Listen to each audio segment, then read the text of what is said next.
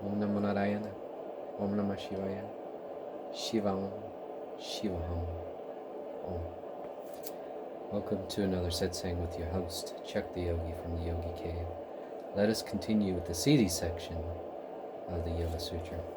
See if we can get past it at some point. 3.27 Chandratara Vyuhajanam. Through constraint of the moon, knowledge of arrangement of the stars.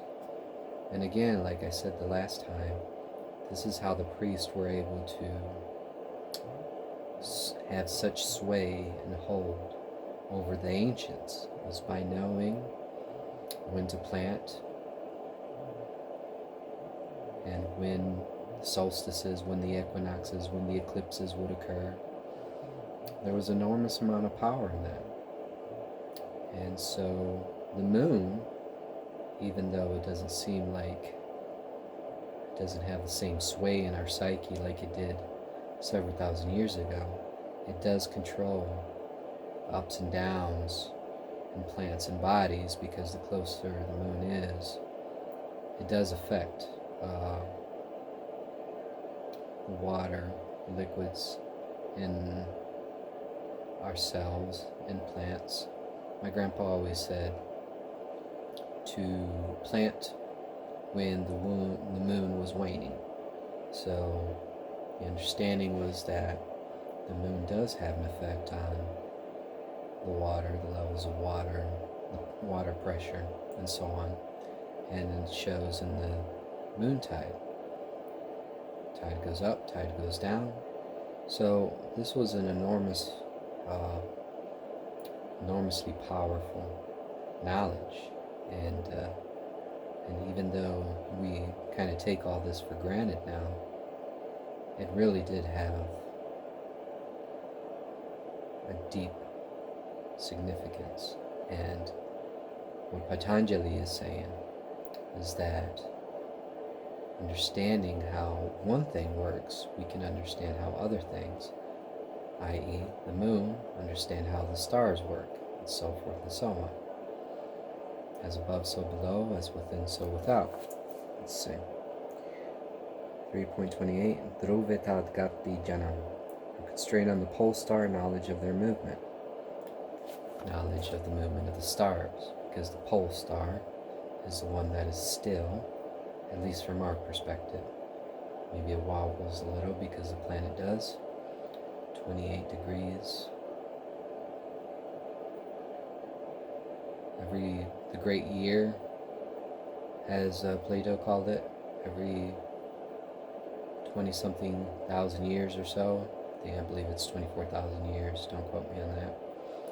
But that's what happens with the axis. But amidst that movement of the axis, pole star is still, relatively speaking, to the rest of them that are moving around. 3.29 Nabi Chakrakaya Vyuhajanam. For constraint on the navel wheel, knowledge of the organization of the body. This right here is the navel wheel. The dantian, as the Chinese say it.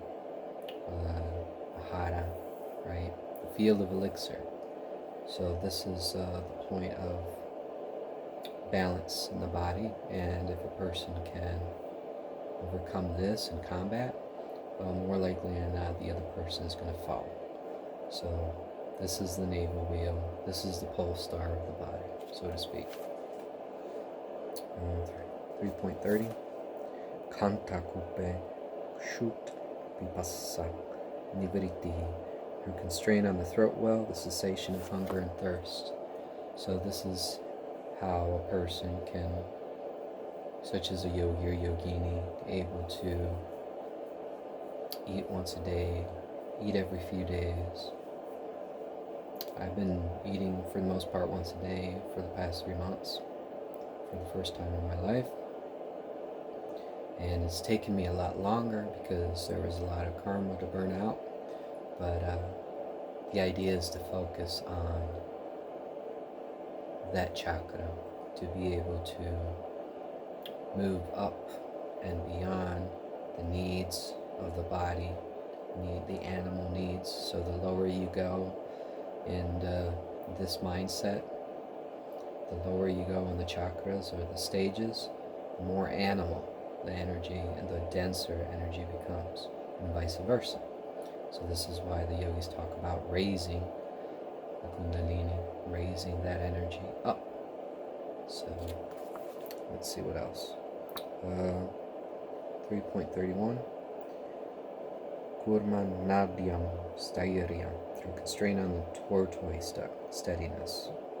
So again, this is according to the understanding of the yogis that there's a series of energy channels, or nadis as they call it. And the Chinese have something similar where they say that the flow of chi, or prana, as the Indians call it, flows throughout the body. So there is a tortoise duck somewhere in between, I believe, the equivalent of what would be the duct that occurs within the spinal column, where cerebral fluid goes up and down. So obviously these are parallel systems. One can't equate them strictly with one another, but they kind of meet somewhere in the middle. So steadiness of what? Steadiness of the body to withstand heat and cold, hunger and thirst. Alright. 3.32. Murda Jyotishi Siddhadarshan. Through constraint on the light in the head, vision of the perfected ones. So what is this light in the head? Well, there's this notion that there's three main energy centers within the skull. This is the inner sanctum of the temple, right? This is the outer court. This is the outside of the temple. The outer court, middle court, and this would be the inner sanctum. So within this inner sanctum, there's three main points of convergence, or energy points, forming a kind of like a triangle. You have this, the crown of the head, tapping right here, and then you have the nape of your neck back here. So these 3 points converge, and within that point in the center is our pineal gland, which can be understood to be a third eye, and in fact it is, because it does have photoreceptors within it. According to evolutionary theory, at some point it was at the top of the skull, and it's still present in some reptiles and so forth to see predators. In us, it's hidden way deep, and it's the only gland that's singular. And so it regulates melatonin, helps us to wake up and go back to sleep, because it's light sensitive because of the photoreceptors in the gland. So this is kind of like what he's getting to, the light in the head, because those photoreceptors, that pineal gland, has microcrystalline microcrystals, which I would argue could be a form of a receiver. Receiver of what?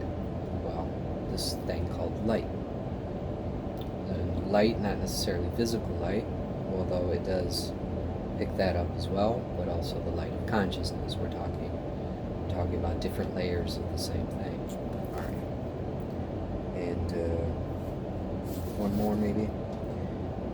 3.33. Pratibhasarva. Or through the flash of illumination, the yogi acquires knowledge of all. Mahasamadhi. This is what he's alluding to. The great awakening, great samadhi. Because again, there's a series of samadhis, there's a series of satoris, as the Japanese call them, before the great samadhi. And the great samadhi is a continuous samadhi, it never ends, right? But in order to achieve that, it's like trying to crank a motor until that motor starts humming. The humming of the motor, once it's on, is the Mahasamadhi. And I'm going to leave it here. It's been a long day for me. Om Namo Narayana. Om Namah Shivaya. Shiva. Shiva. Jai Ma. Jai Mahaka. Till next time.